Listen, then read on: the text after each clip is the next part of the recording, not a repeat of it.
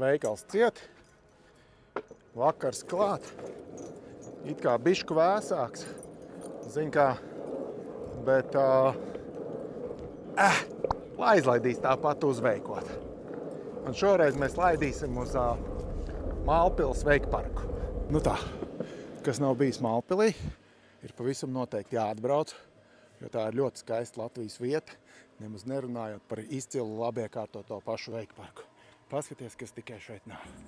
Tātad, dzīvošana. Var izīrēt, palikt kādai uz nedēļu. Tad paliekam te brīvdienās. Jā.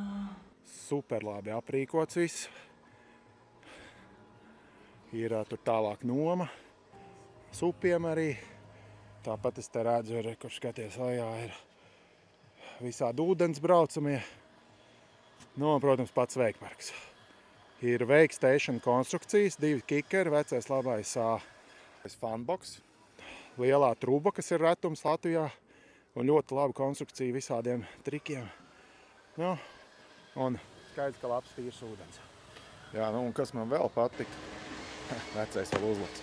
Bet tā trosa ir diezgan, pats kabels diezgan augsts, līdz ar to ir trosa labā leņķī un ir diezgan viegli mācīties gaisa trikus. Nu, un tad mēs arī pirtī iegājām.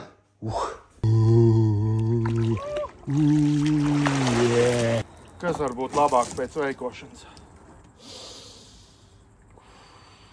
Kaifs.